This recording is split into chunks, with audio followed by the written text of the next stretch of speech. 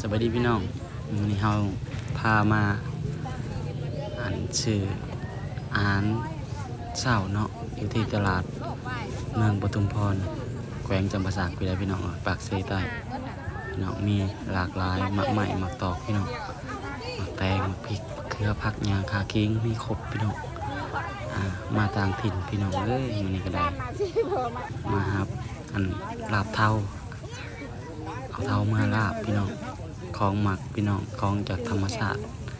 พุ่นนะมีปูมีปลาพี่น้องโอ้ยอุดมสมบูรณ์ดีเนาะทางภาคใต้เขาก็ได้ปลาอีกอย่างนี่ปลากดบอกปลาอย่างนี่เนาะเห็นหมักใหม่หมักตอกพี่น้องเอ้ยมาหาเลือกแนวกินเองมื้อนี้สิได้หยังกินโอ้คิดอยากกุ้งพลอยนำกับปานนั่นพี่น้องพุ่นนะผักหญ้าคาเค้งพี่น้องทางอันผู้จัดการมันก็จะซื้อยังสุกินมานี่เนาะ ไปติดตามเพิ่นสิซื้อยังสุกินเนาะนี่ซีนงัวเนาะ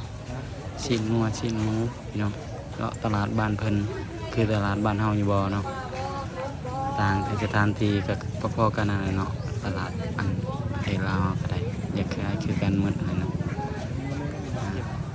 คนหลายพี่น้องมื้อนี้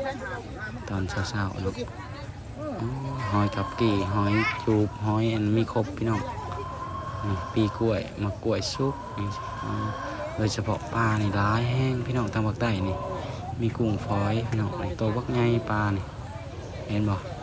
พี่น้องตัวบักใหญ่ลาดนี่มาเกิดหลายคนเนาะมาซื้อของกินของอยากเมื่อเฮือนเมื่อซานไผมันเนาะพี่น้องนี่หอยจูบอันนี้กุ้งฝอยเนาะพี่น้องมาสิได้ยังมากินมื้อนี้สิเอาปลาบ่เจ็บวันนี้ อยากสิเอายังโชกินมื้อนี้เนาะ